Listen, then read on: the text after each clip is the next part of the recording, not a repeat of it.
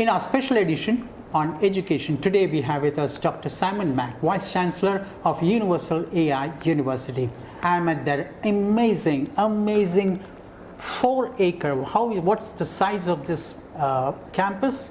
We're right at around 45 acres. 45-acre plot in Karjat near Mumbai. Thank you so much for being with us, Mr. Mak. Thank you so much. It's a delight to be here. Thank you. Let me cut to the chase. Okay. First of all, tell us, how have things changed in terms of education for entrepreneurship? Yes. Because let me give you a background in India. The education for entrepreneurship has historically been a little confusing. Not that any other stream is doing better. I would quote Narayan Murthy, the former chief of Infosys. He once said that students of IIT are unemployable. That exactly would tell you how bad education has been for any stream, even for professionals. That's a great question, because I have been teaching entrepreneurship for 20 years now, a little over 20 years. And one of the first questions that I'm always asked is, can you teach entrepreneurship? Don't you just do it, right? Have you ever heard of that? And so let me address that first. The idea that entrepreneurship is something that people just naturally fall into is a misconception. Well, what we teach are not only the basic business skills that you normally get in a business school, but we also teach you how to start a business. So that's one of the differences between business education and entrepreneurship education. That's the first thing. Business education teaches you. So do you have a separate stream for entrepreneurship and separate for business education? That is what's new. So in the old days, entrepreneurship was tucked under business education. Nowadays, the move is to have separate departments of entrepreneurship, centers of entrepreneurship, and even schools of entrepreneurship, because we've now realized that teaching business is different than teaching entrepreneurship. Essentially, it's about being an employee and being a boss for everything. That's exactly right. You know, traditional business teaches you how to work for a company and how to maintain and optimize a company, whereas entrepreneurship is teaching you how to be your own boss, and you make all the decisions. And jack of all trades. Jack of all trades, certainly at the beginning. Certainly at the beginning. So tell me, how different would be the business education or specialized education for entrepreneurship and business administration? Very good, very good. So let's get to the specifics. The specifics. So in general, it's a good movement. Most business education is moving away from traditional lectures to what's called experiential learning. Guess what? In entrepreneurship, we've always been experiential learning. True. In other words, learning by doing, right? And so that's probably the number one thing that you're going to see difference between traditional business education and entrepreneurship. And how will that be in terms of in the education sector? How will that be? How would that be in terms of? Basically, I'm asking you is that will you be taking the students to various enterprises? Oh, the startups. I see what you're saying. Is that what? What are you, alluding to? What I'm alluding to is we go, okay, you're the entrepreneur. Come up with an idea. Come up with a business model. Pitch it, and let's see if anybody would invest. That's it. That's the essence of entrepreneurship education. Teaching you how to come up with ideas, and it's your idea, an idea that you've come up with, that you're passionate about, versus somebody else telling you your idea. Dr. Mak, let me also now tell you about my experience or rather from my experience of talking to educationists. Yes. In Bangalore, one such professor was telling me that in business ideas, most of them would be perfectly fine. Business ideas as an idea would be great. Yes. The problem lies in implementation and how you work to get that to be a success. Right. So with all due Do respect, you agree to that? I do not. With Okay. all due respect, there's another myth out in the marketplace, which is it's not about the idea, it's about the execution. That's completely wrong. Because you can execute a very bad idea. And so no, we have to teach you how to come up with good ideas. And the phrase that I teach in my class is called problem market fit. So most entrepreneurs jump right into product market fit. Let's build something and let's see if anybody buy it, without knowing what problem are you solving, and by the way, do people want to pay you to solve that problem? That's what's missing, and that's what's new in entrepreneurship, is a focus on problem market fit. No, it's not about the execution, because how many people have you heard execute and then they fail? Because Okay. it was a bad idea.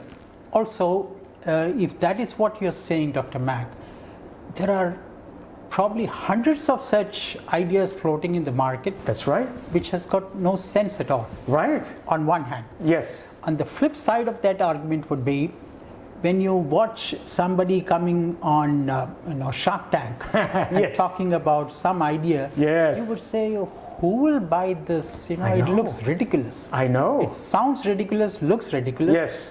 But then he gets millions of dollars in investment. That's and right. that actually becomes a success. Yes.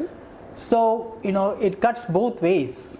It cuts both ways, but let me tell you about Shark Tank. If you watch Shark Tank, they've got 6 sharks. It's very common that 3 of them will invest and 2 of them will say no. So first of all, what is that teaching you in that specific episode? That not everybody is your customer. So that's number one mistake many entrepreneurs make, is they think everybody is their customer. So understanding who exactly is your customer, that's hard.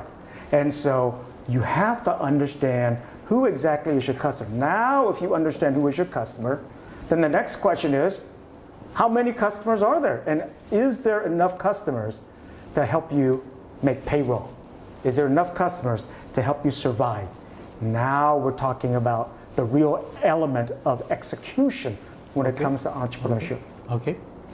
And now let's get to the other side of the entrepreneurship, from the the seed capital coming in, venture capital coming Yes, in, yes. all those people coming Exactly. in. What do you teach, briefly put, what do you teach your students in relation to how do they pitch their ideas Yes. in presence of a venture capital or a seed capital? Very good. So the short answer is you need to think and act like an investor. If you won't invest in it, why would somebody else? And so most students get so excited about it, but they don't really understand what the investor is looking for. Guess what the investor is looking for? A return. Returns. How much of a return? 10x over 5 years. Okay. Can you at least on paper show me you can give me 10x over 5 years? Now we will talk.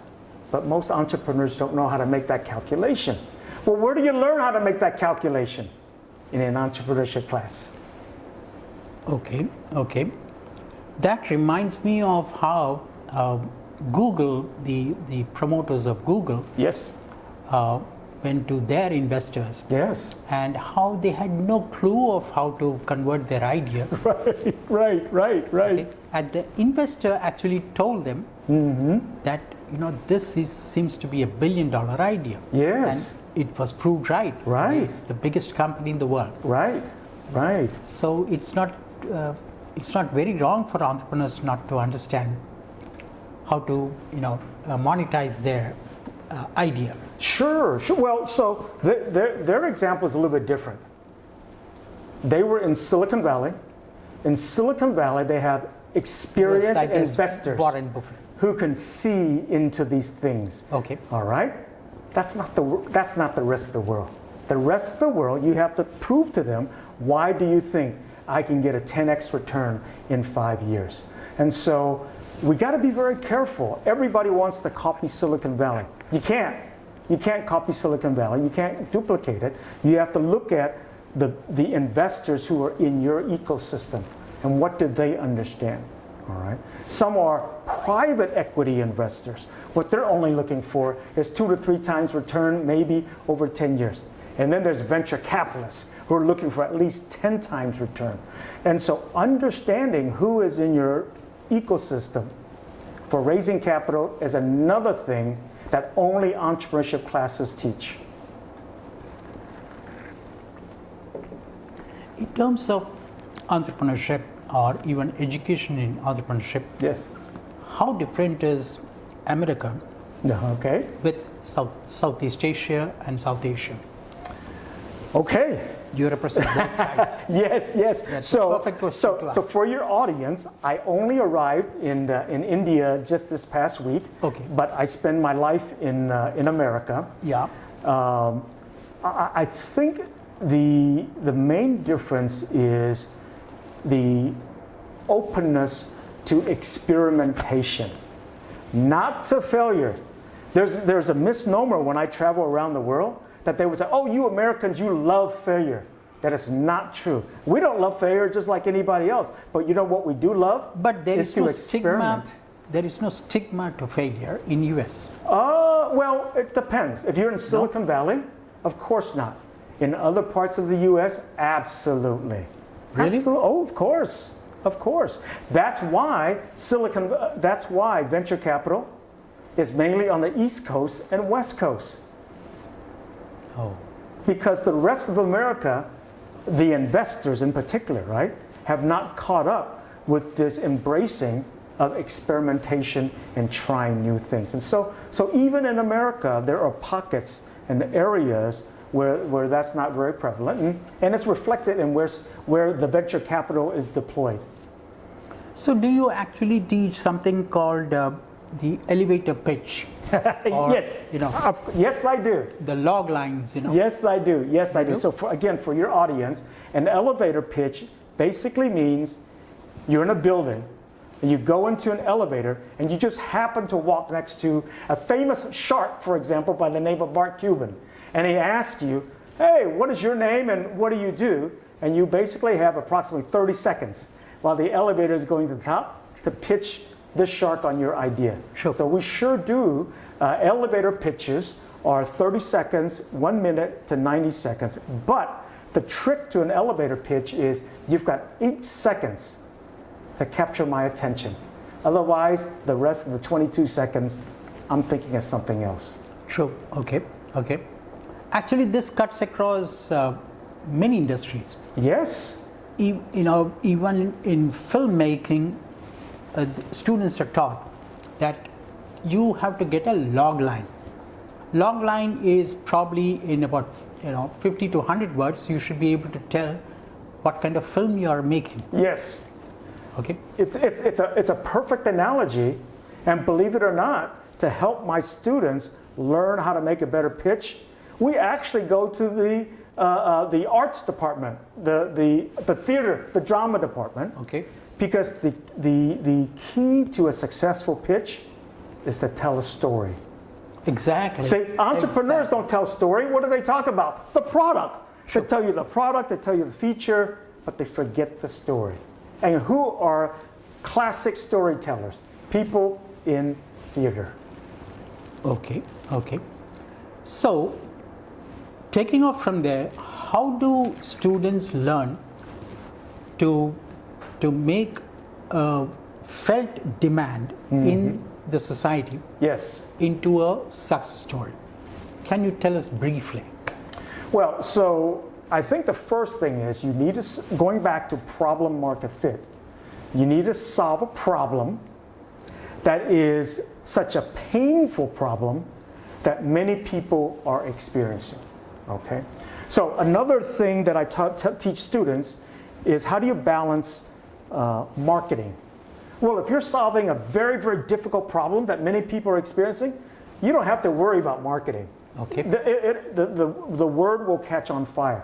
On the other hand, if you're doing just the same copycat or maybe just a little bit of incremental difference, then you're going to have to spend a lot of marketing dollars. For example, if you and I come up with an invention that solves diabetes, do you think I need very much marketing to promote my solution that solves diabetes? Of course not. On the other hand, if you and I come up with an idea for a candy bar that is a little bit sweeter than the other candy bar, now it becomes using marketing dollars to create the brand, the positioning, and all those sorts of things. Okay.